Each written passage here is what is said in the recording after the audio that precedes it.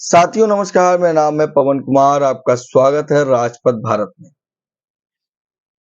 मैं जो ये वीडियो लाया हूँ इस पे मुझे ज्यादा कुछ एक्सप्लेन नहीं करना है, मगर मैं आपसे एक दरख्वास्त करूंगा, इस वीडियो को अगर आपके पास टाइम नहीं है, टाइम निकाल के सुनिएगा। और अगर आप आंखों में देखने में दिक्कत हो साइड में रखेंगे। काफी बेहतर वीडियो है, कहीं ना कहीं इंदु चौधरी का ये लोगों को बीच में जो भाषण दिया है, जो विचारधारा की बात की है, कहीं ना कहीं क्लिक करेगी कि जो संघर्ष है बाबा साहब का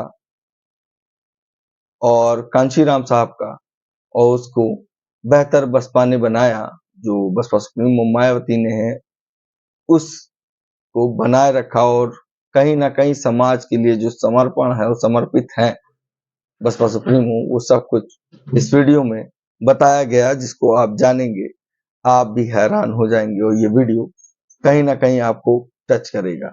मगर इस वीडियो को जरूर पूरा देखिएगा। ये वीडियो लेंदी हो सकता है, मगर ये जो बात कही जाती है, जो बहुजन समाज का इतिहास है, उसके बारे में काफी कुछ इंदु चौधरी ने कहा है, जो इस वीडियो में आप सुनिएगा। और ये देर रात का वीडियो है, काफी महिलाएं थी, काफी बुजुर्ग थे, और वहां पर इंदु चौधरी ये भाषण दे रही थी। और कहीं ना कहीं एक हिसाब से कह सकते हैं कैडर, जो प्रॉपर कैडर देना चाहिए, कुछ हद तक वो कैडर आपको दिख रहा होगा। ये छोटी सी बात थी जो मैंने आपसे निवेदन किया। अब इस वीडियो को देखिए क्या कुछ कहा इंदु चौधरी ने इस वीडियो में, आपको जानकारी मिलेगी। मगर चैनल को लाइक, शेयर और सब्सक्राइब जरूर करिएगा। और बसपा का जो मिशन और मूवमेंट है, जो बहुजन आइडियोलॉजी है, वो मानवर कांशीराम साहब की जो सोच थी, उस पर बसपा किस तरह से काम कर रही है।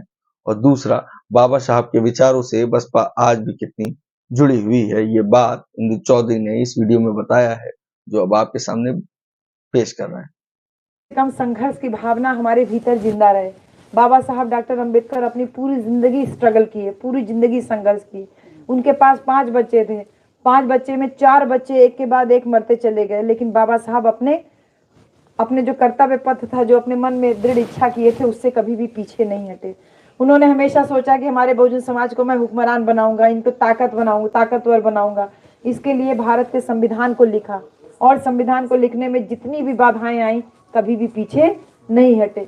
बाबा साहब संविधान लिखे, लेकिन संविधान के साथ में बाबा साहब ने एक चीज कही थी कि मैंने जो ये संविधान इतनी मुश्किल से यहाँ तक लेकर के आया हूँ, अगर ये संविधान लागू नहीं हुआ तो संविधान को, मतलब जो संविधान की मूल भावना है कि संविधान अगर लागू नहीं हुआ तो संविधान को पालन अगर ठीक से नहीं कराया गया तो संविधान के होने और ना होने का कोई मतलब नहीं रह जाएगा। तो इस लोकतंत्र को बनाने में बाबा साहब ने बहुत मेहनत की। लोकतंत्र का मतलब होता है, लोक माने होता है जनता, तंत्र माने होता है शासन, यानी जनता का शासन। इस जनता के शासन को बनाने के लिए बाबा साहब ने जो सबसे बड़ा हथियार दिया, जो सबसे बड़ा अधिकार दिया, वो था वोट का अधिकार। बाबा साहब ने कहा इस वोट के अधिकार को अगर सही से चलाए तो खुद को राजा बना लोगे, और इस वोट के अधिकार को अगर बेच दिए तो तुमसे बड़ा भिखारी कोई नहीं होगा। जब बाबा साहब संविधान में वोट का अधिकार दिलाए हो, बाबा साहब ने कहा आज भले बिक जाएंगे, लेकिन जिस दिन मेरे समाज के लोगों को वोट का एहसास होगा, कीमत का एहसास होगा, उस दिन अपने आप को हुक्मरान बनाएंगे और तुम लोगों से ज्यादा गरीब कोई नहीं होगा। और इस बात को बाबा साहब ने सत्य करके दिखाया। जब बाबा साहब ने संविधान में दिया, बाबा साहब ने इसी मंशा से दिया था कि आप और हम अपने आप को हुक्मरान बनाएंगे। और बाबा साहब की मूर्ति जगह जगह पे ऐसे इशारा करती है कि आगे बढ़ो, अपने उस संविधान में जो अधिकार दिया उसे लेके संसद के ऊपर कब्जा करो। बाबा साहब दुनिया से चले जाते हैं, मान्यवर कांशीराम साहब आते हैं, और साहब कांशीराम जब बाबा साहब को पढ़ते हैं तो ये समझ में आता है कि मेरी शिक्षा का उद्देश्य नौकरी करना नहीं था, शिक्षा का उद्देश्य समाज को जागरूक करना था। और जब बाबा साहब को जानते हैं तो अपनी माँ को चिट्ठी लिखते हैं। उस चिट्ठी में 5 बातें साहब कांशीराम लिखते हैं। माँ, मैं कभी नौकरी नहीं करूंगा। माँ, मैं कभी घर नहीं आऊंगा। माँ, मैं कभी कोई अपने नाम पे धन संपत्ति नहीं रखूंगा। माँ, मैं कोई घर नहीं बनाऊंगा। माँ, मैं कभी शादी नहीं करूंगा। आज से ये बहुजन समाज ही मेरा घर परिवार है, और इसकी रक्षा करते हुए अगर मेरी जान भी चली जाए तो भी मुझे कोई गुरेज नहीं। ये 5 बातें जब माँ ने सुनी कि 32 साल का नौजवान लड़का वो इतनी बड़ी प्रतिज्ञा कर रहा है कि कभी शादी नहीं करेगा, नौकरी छोड़ दिया है, नौकरी से इस्तीफा दे दिया है, घर नहीं बनाएगा, ये क्या हुआ। माँ रोती रोती आती है। माँ पंजाब में रहती थी, पंजाब में खवासपुरा गांव साहब कांशीराम का था। और साहब कांशीराम पूना में रहते थे, महाराष्ट्र में। माँ वहां से भागी भागी आती है ट्रेन पकड़ के और साहब कांशीराम के साथ में 2 महीना रहती है। 2 महीना साहब कांशीराम के साथ में बात करने की कोशिश करती थी, लेकिन साहब कांशीराम दिन रात ऐसे लेट के कुछ किताबें पढ़ते रहते थे बाबा साहब की। एक दिन माँ कहती है कि एक कसिया, कांशीराम साहब को माँ उनकी प्यार से कसिया बुलाती थी, बोली एक कसिया तू इन किताबों चाबी छोड़ के गए हैं, मैं उस चाबी को खोजने का ताला, मतलब उस ताला को खोजने का चाबी बना रहा हूँ, उस चाबी खोज रहा हूँ, तो उस चाबी को खोजने में मेरी पूरी जिंदगी लग जाएगी। माँ तू टाइम वेस्ट मत कर, मेरे पास ना तेरे लिए समय है ना परिवार के लिए समय, तू घर जा वापस। माँ रोती हुई घर वापस चली आती। और इधर साहब कांशीराम लगातार अपनी नौकरी छोड़ करके बाबा साहब की किताबों को पढ़ के गांव गांव घूम करके कैडर मीटिंग करके सबको एहसास कराते हैं कि तुम 100 में 85 हो, तुम्हारे वोट की बहुत कीमत है, तुम अपने वोट से अपना राजा चुन सकते हो। एक दिन ऐसा संजोग बनता है, साहब कांशीराम की मीटिंग उनके अपने गांव में लग जाती है, उनके अपने शहर में लग जाती है। तो उनकी माँ के मन में भाव आता है कि बेटा यहाँ तक आया है, चले उसको मना के ले आए। तो उनके पिताजी से कहती है कि चलिए बेटा को मना के ले आया जाए।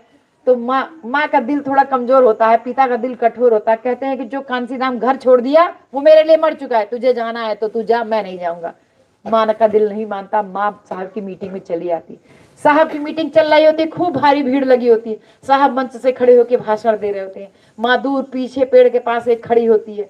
साहब बोल रहे थे और माँ की आंखों से लगातार आंसू गिरता चला जा रहा था।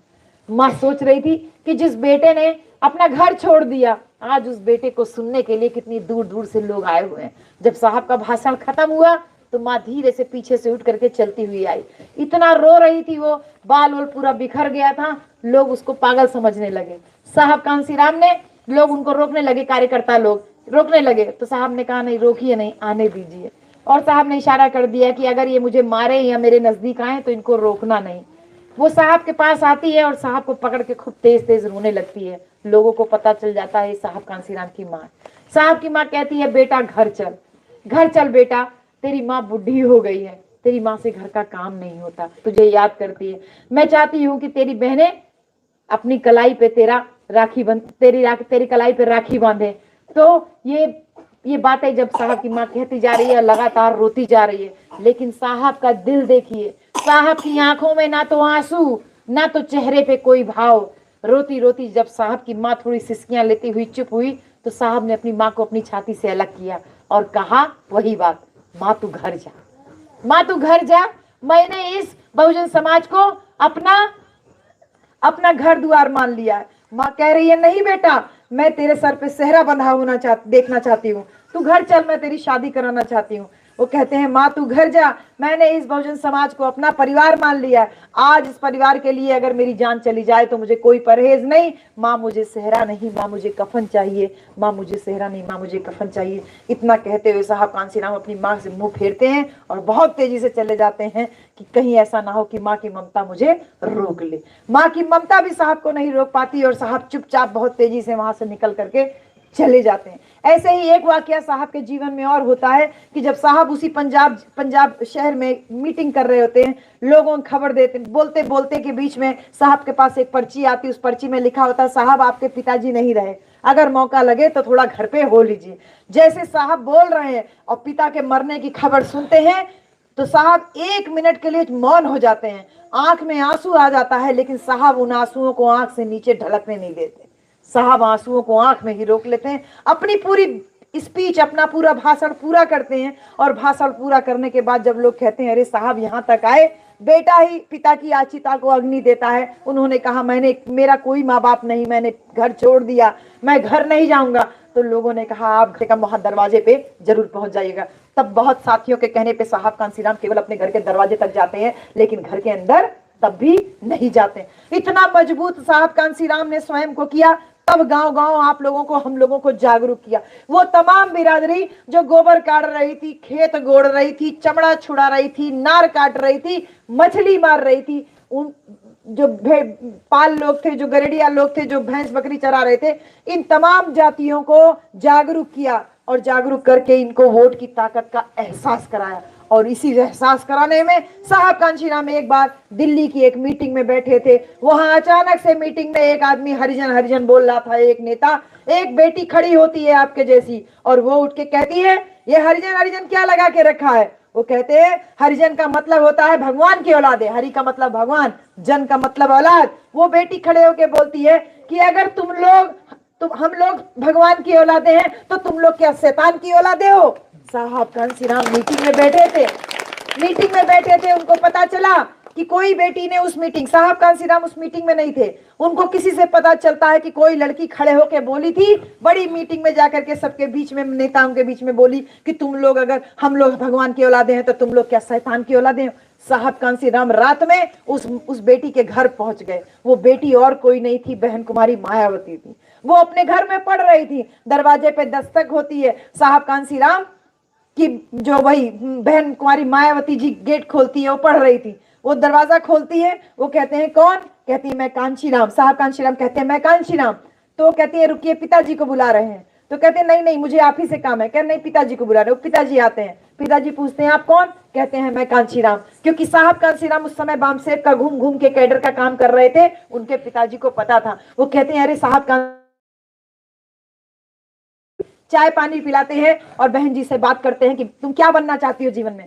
तो वो कहती है कि मैं डीएम बनना चाहती हूँ, कलेक्टर बनना चाहती हूँ। साहब कांशीराम कहते हैं कि तुम कलेक्टर बनोगी तो तुम केवल एक जिले के ऊपर शासन कर सकती हो, मैं तुमको नेता बनाऊंगा, अगर तुम मेरा साथ दो तो तुम तमाम पूरे उत्तर प्रदेश को काबू में कर सकती हो, पूरे देश भर के नेता, देश भर के जो कलेक्टर हैं वो तुम्हारे अंडर में रह सकते हैं। बहन कुमारी मायावती जी के अंदर जज्बा जागा, उन्होंने कहा पिताजी मैं साहब के साथ जाऊंगी। पिताजी ने कहा बेटी पढ़ाई पूरी कर ले, तू डीएम बन सकती है, तू कहां नेतागिरी के चक्कर में आज चल रही है। लेकिन उस जमाने में जब बेटियां ठीक से पढ़ती नहीं थी, बहन कुमारी मायावती जी ने अपने पिता से मोर्चा लिया और कहा मैं आपका घर आज छोड़ती हूँ, और जोड़ती हैं और लेकर के साहब कांशीराम के साथ में घर छोड़ करके चली आती, गांव गांव घूमती है, पैदल पैदल घूमती है। जाने कितने दिन ऐसे होगी कि बाप होता तो नया कपड़ा दिला देता, कभी ऐसा हुआ होगा कि मूड पिराता रहा होगा कि माँ होती तो सर में तनी तेल डाल देती, कभी ऐसा हुआ होगा कि मन में भाव आया होगा कि मैं भी शादी कर लूं, मेरे पास भी बच्चे हों, होगा ना भाव,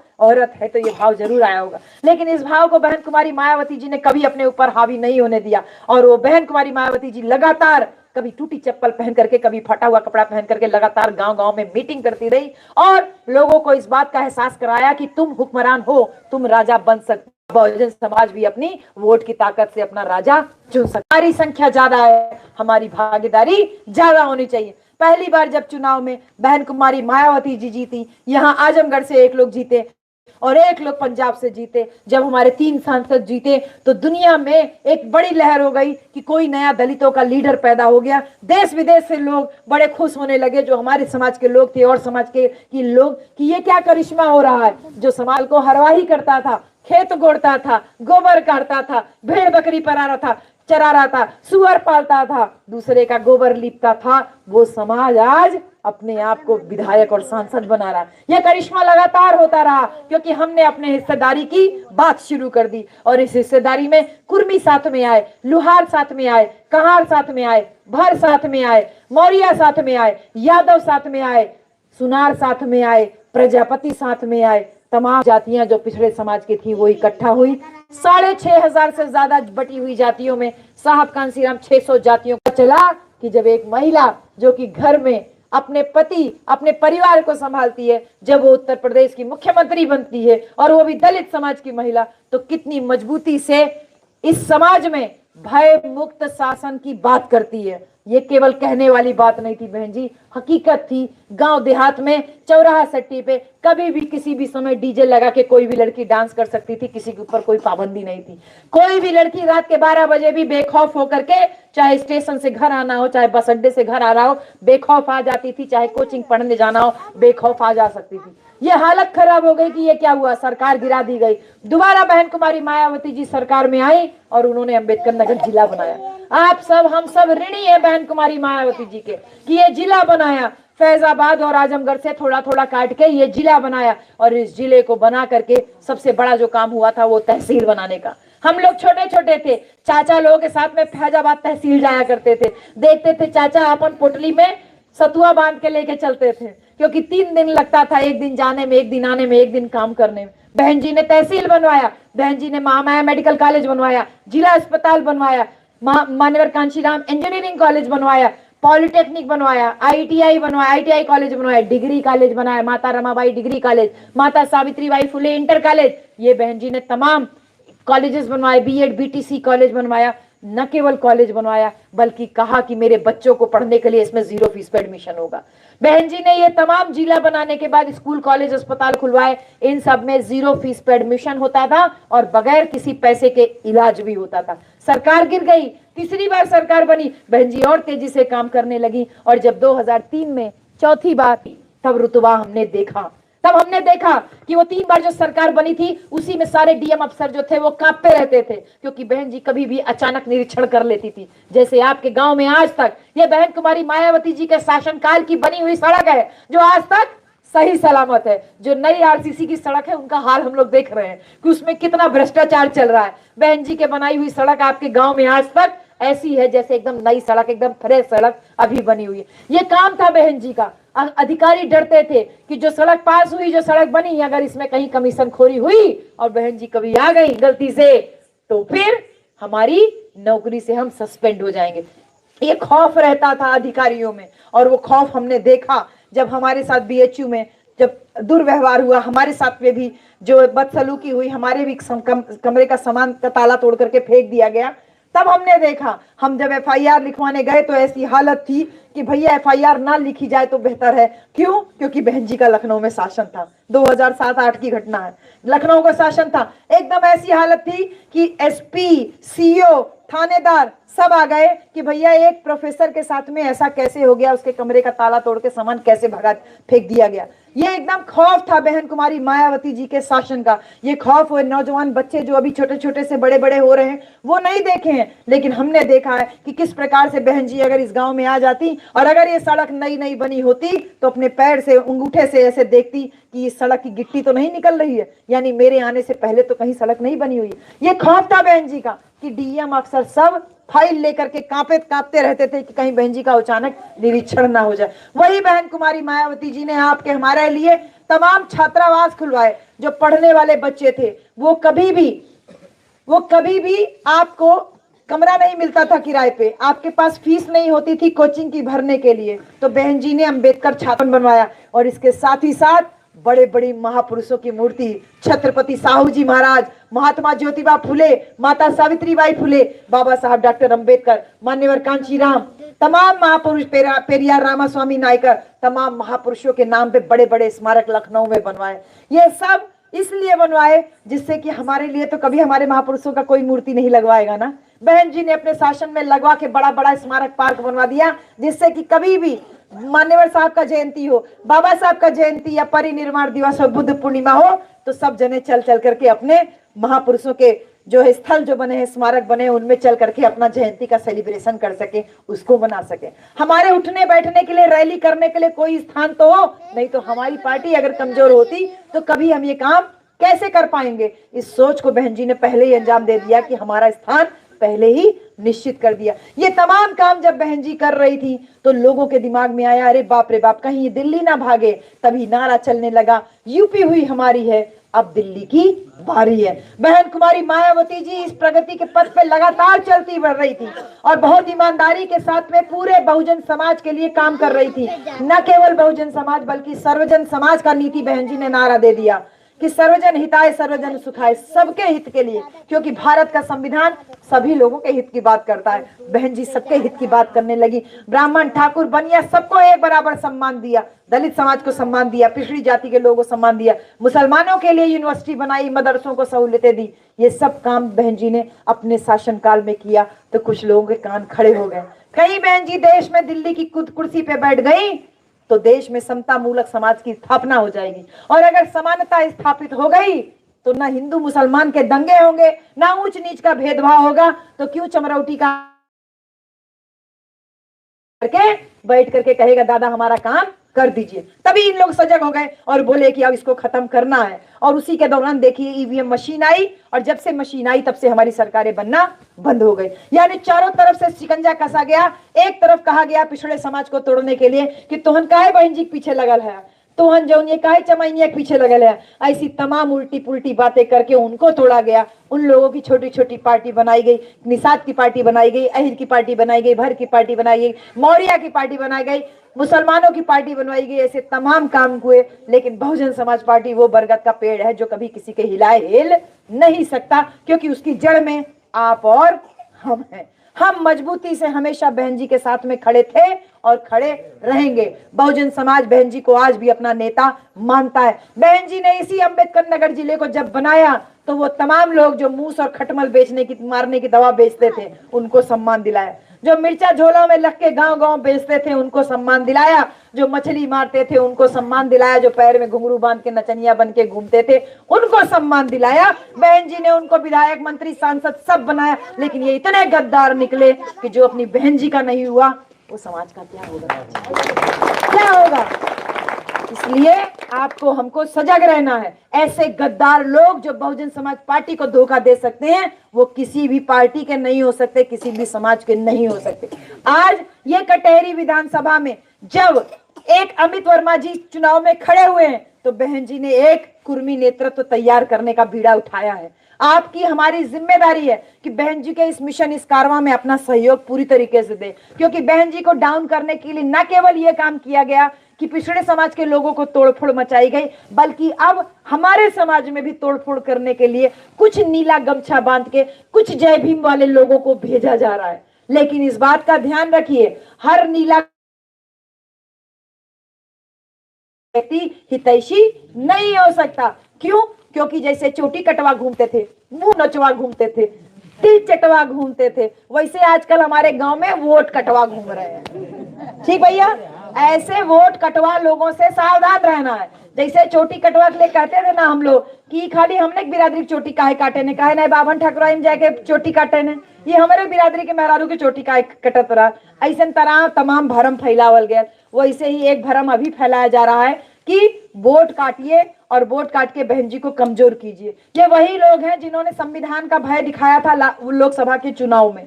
संविधान बचाओ, संविधान बचाओ। अरे मुद्दा कभी था ही नहीं संविधान बचाने का, मुद्दा था संविधान लागू करने का। बहन कुमारी मायावती जी 100% संविधान लागू कर रही थी। आपको हमको नौकरी देके, आपको हमको शिक्षा देके, आपको हमारे लिए स्कूल, कॉलेज, अस्पताल खुलवा के, जिला बनवा के बहन जी संविधान लागू कर रही थी। सर्वजन हिताय की नीति लाके बहन जी संविधान लागू कर रही थी। ये लोग कहे संविधान बचाओ, संविधान बचाओ, दूसरी धारा में ले गए। कुछ हमारे पढ़े लिखे बेवकूफ लोग उस धारा में कुछ लोगों को बहा के भी ले गए। आज उनको भी अपनी गलती का एहसास हो रहा है।